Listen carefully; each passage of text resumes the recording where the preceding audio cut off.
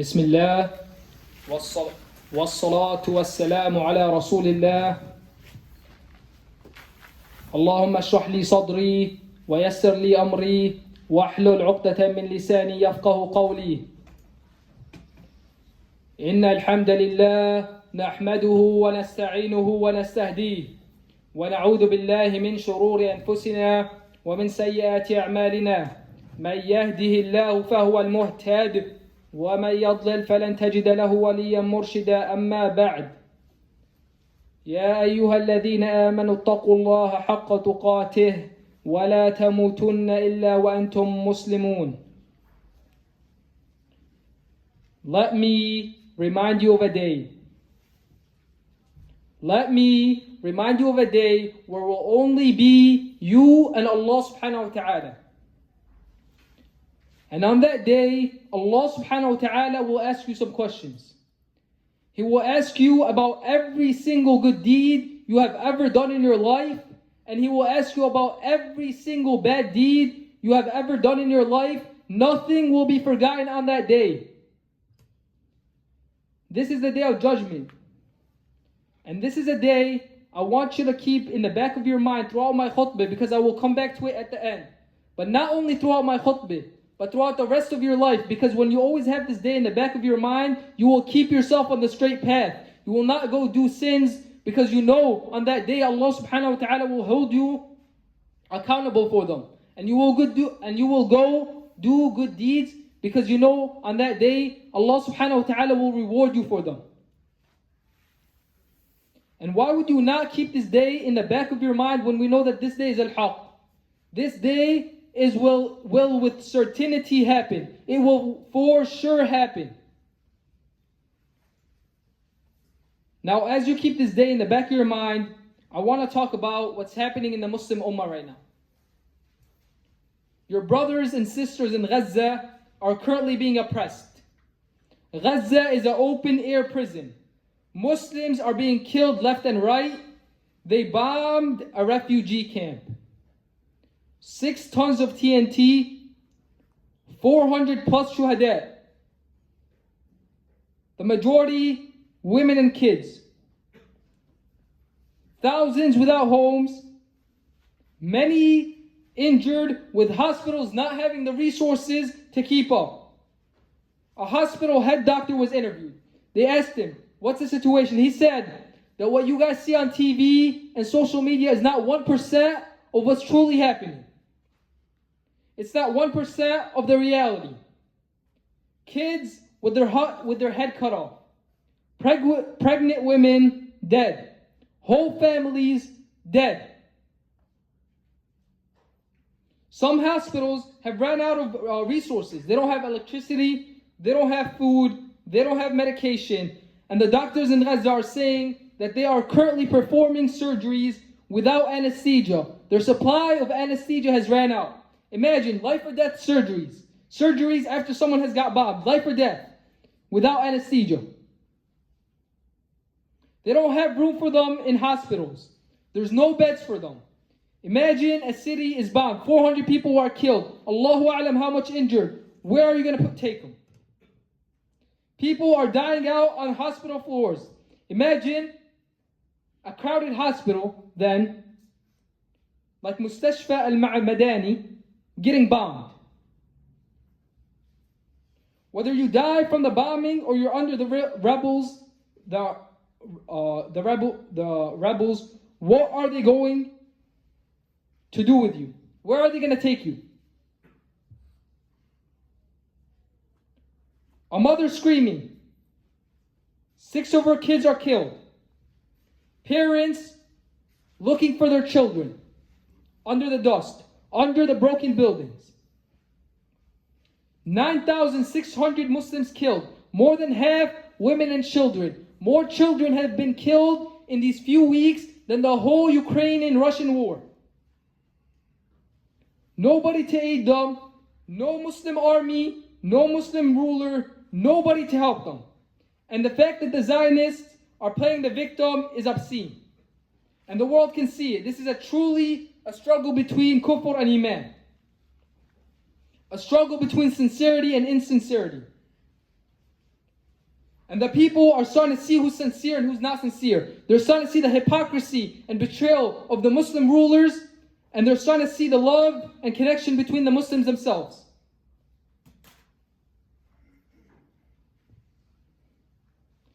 You have people crying out about 40 children beheaded, which we all know is a lie.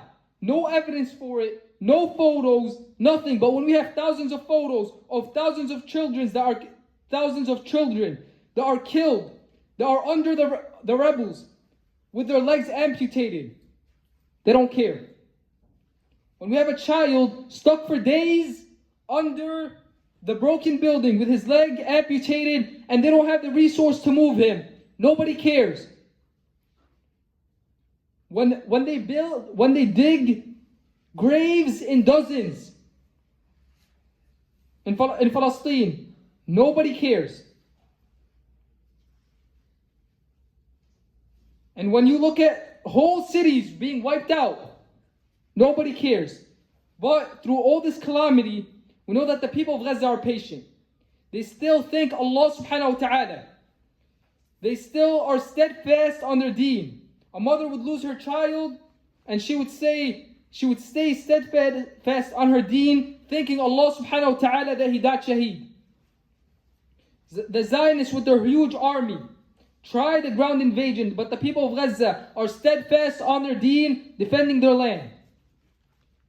They're patient through this genocide. And when I say a genocide, I truly mean a genocide. And how can it not be a genocide when 40% of Gaza is blown up?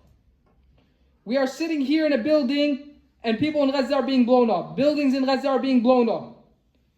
We are sitting here and Muslims in Gaza are being killed.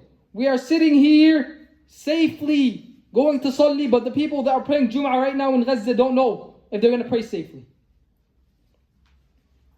Now this is a horrible situation of the Muslims, but unfortunately, this has been happening in Palestine. What is happening in Palestine is not something new.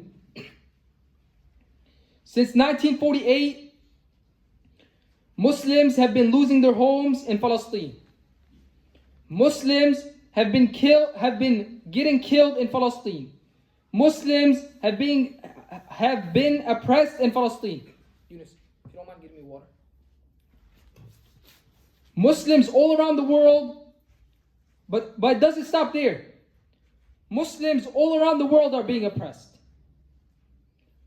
Any place you go, Muslims are being oppressed. Muslims are losing their homes. Muslims are being killed. And the situation gets worse every year and it doesn't get better. Look at Syria 2011.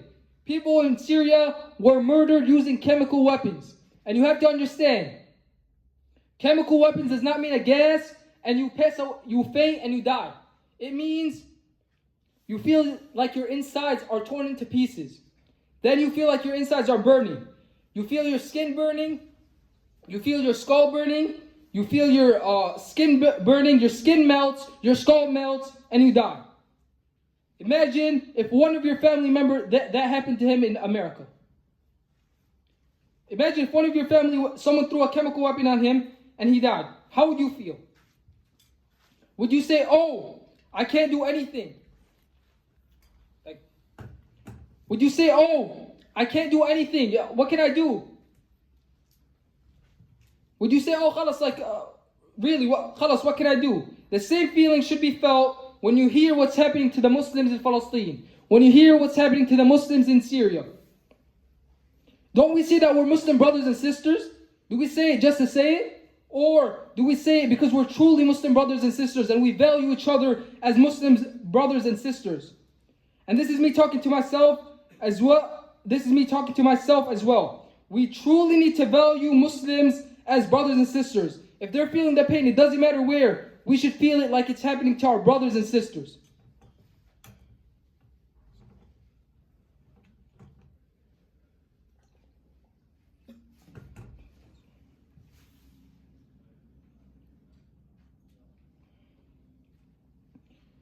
Over 500,000 Muslims killed in Syria. Majority of them innocent people. And let's talk about what happened in the early 2000s. America invaded Afghanistan, Iraq. In Iraq, they killed 500,000 children. Not by bombing, not primarily by bombing, but through sanctions. They starved them to death. They knew that they were dying there from starvation and sickness, and they kept the sanctions. And the American government didn't care. Former U.S. Secretary of State Albert was asked, was it worth it? She was asked, was it worth it that 500,000 Iraqi children were killed? She said, yes, it was worth it. The Americans, these people, America, they don't care. They don't care if 500,000 children are killed right now in Gaza, they wouldn't care. If the whole Gaza Strip is torn up, if it's all wiped out, they would not care. What more evidence do you need that what's happening in Gaza is a genocide? No food, no water, bombing every day, whole neighborhoods torn into pieces, and all the politicians know this. Biden knows this, and they don't care. So don't seek help from these people. These are not the people who should be seeking help from. Due to the invasion, a large percentage of people living in Afghanistan are living in poverty. The country has been demolished. People in Iraq are suffering from deformed children because of the depleted uranium that was dropped in the south side of Iraq and has polluted the land and the water for many years to come. Kashmir, which is a country near India and Pakistan, Muslims are being killed. Muslim women are being abused. No one there to help them. If you guys don't mind moving up a little bit, we just have some people coming through.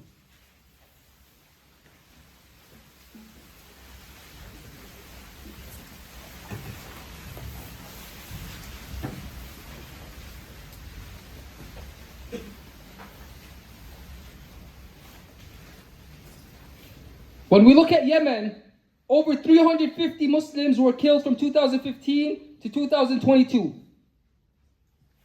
Not because of America, not because of Britain, not because of France, but because of a so-called Muslim country. Saudi is the reason 350 Muslims died in Yemen. They had no resources, they had no food, no water, no shelter.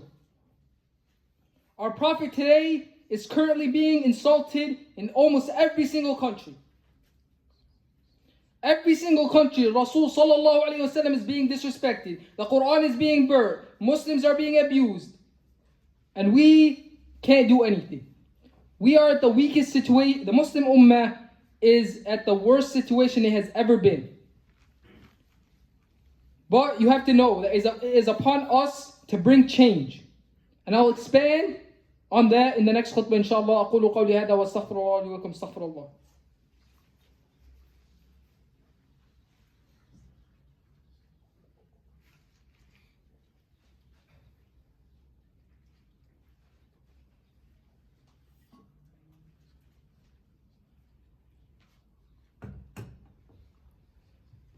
الحمد لله رب العالمين والصلاة والسلام على الرسول الأمين أما بعد.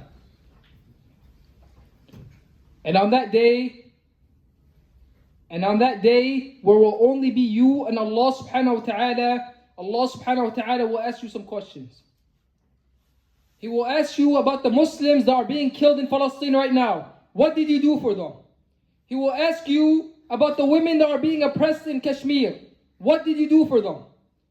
He will ask you about the Muslim children that are starving in Syria. He will ask you about the Muslims that were killed with chemical weapons in Syria. What did you do for them? He will ask you, and yes, he will ask you because we're a Muslim ummah and you're responsible for every other Muslim. As the Rasul sallallahu alayhi wa sallam said in the meaning of the hadith, that the Muslim ummah is like one body. If one part of it aches, the rest reacts with sleeplessness. And we all know how much the Sahaba cared for the Muslim Ummah. When the Muslims from Mecca migrated from Mecca to Medina, what did the Muslims in Medina do? They split half their land with them. They split half their wealth with them. They even went as far as divorcing half their wives. So the people of Medina, the people of Mecca, have people to get married to. All this because of the Islamic bond. They didn't know these people before. The only bond they had is this Islamic bond. And this is how the Muslim Ummah should be. And how can you think that Allah subhanahu wa ta'ala will not hold you accountable on the day of judgment when the Rasul sallallahu alayhi wa sallam says, none of you withstanding a situation in which a man is killed unjustly, except the curse of Allah subhanahu wa ta'ala descends on those who attend when they do not defend him. Do you think you can come on the day of judgment having prayed, having fasted, having given zakat, and you have done nothing to help your Muslim ummah, and you will be saved on that day? You will not be questioned about your Muslims all around the world? What will be your answer when Allah subhanahu wa ta'ala asks you these questions? So now the question becomes, how can we help the Muslim ummah? How can we ensure that we have an answer to these questions on the day of judgment?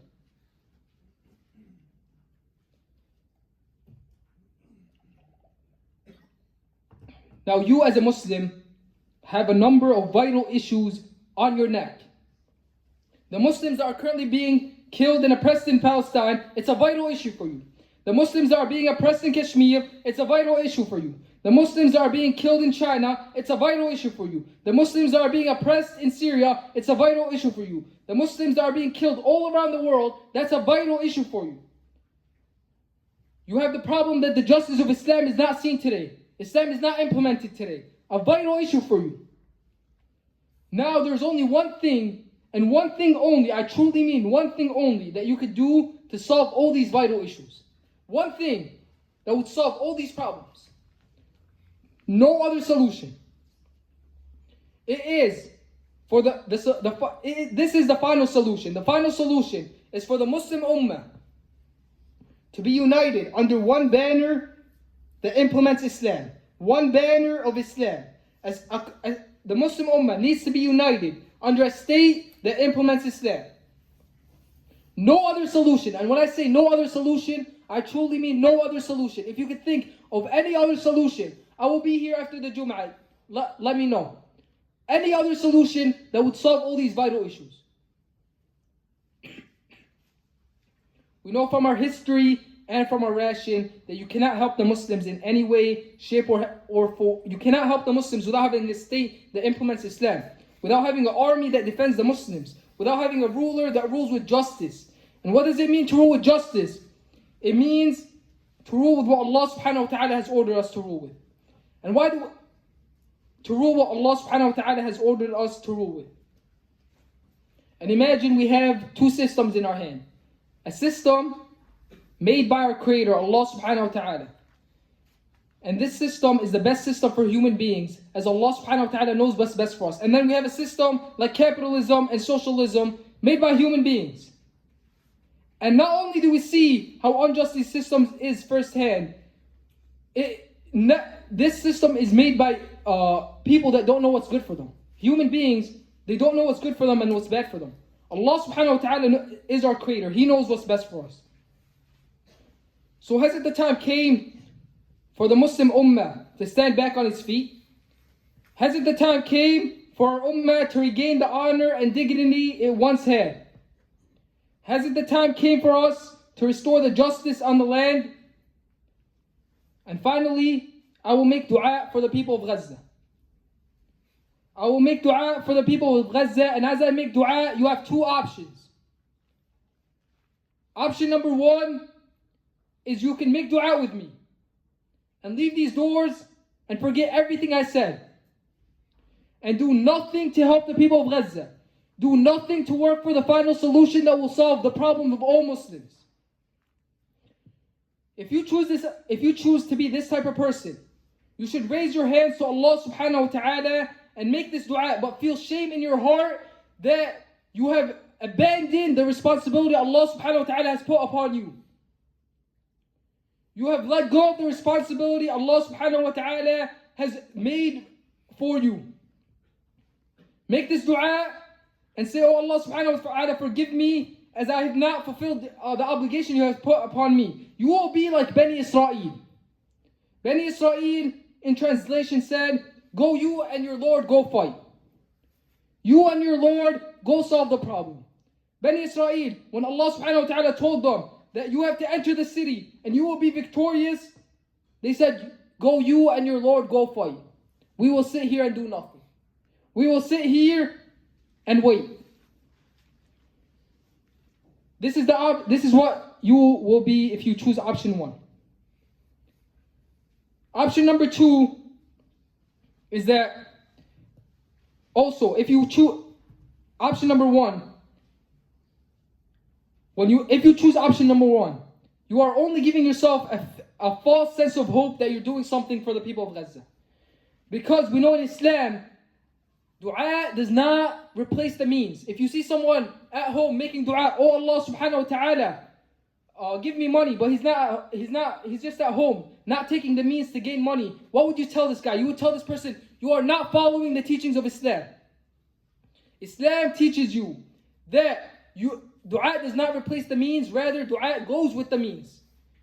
You have to make dua and also take the means to solve the situation. Then you have option number 2. The people that follow option number 2 will make dua with me as I make dua for Gaza. And this dua will be a contract between you and Allah subhanahu wa ta'ala that you will work for the final solution. You will work to help the people of Gaza. Make this dua a contract between you and Allah subhanahu wa ta'ala that you will work to help the people of Gaza. You will work for the final solution. You will work to better the situation of the Muslims. And if you guys don't mind moving up, just because we have people standing in the back.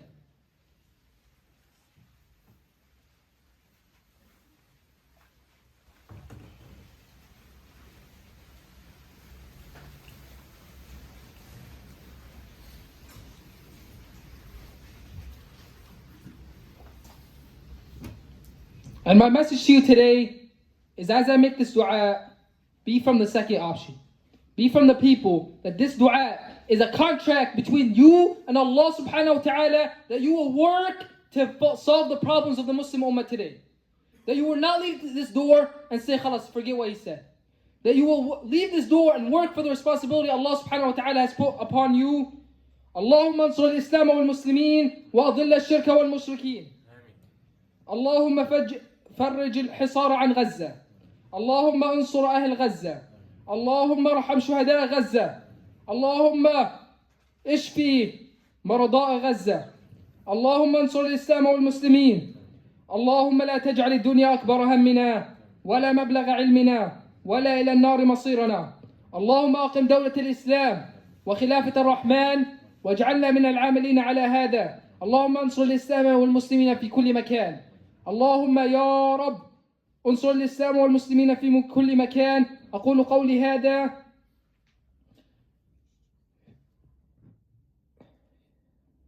يا معشر المسلمين عباد الله، إن الله وملائكته يصلون على النبي يا أيها الذين آمنوا صلوا عليه وسلموا تسليما. اللهم صل على محمد وعلى آل محمد كما صليت على إبراهيم وعلى آل إبراهيم في العالمين إنك حميد مجيد. وبارك على محمد وعلى آل محمد كما باركت على إبراهيم وعلى آل إبراهيم في العالمين إنك حميد مجيد. عباد الله رحمكم الله، إن الله يأمر بالعدل والإحسان وإيتاء ذي القربى وينهى عن الفحشاء والمنكر يعظكم لعلكم تذكرون. وأقيموا الصلاة.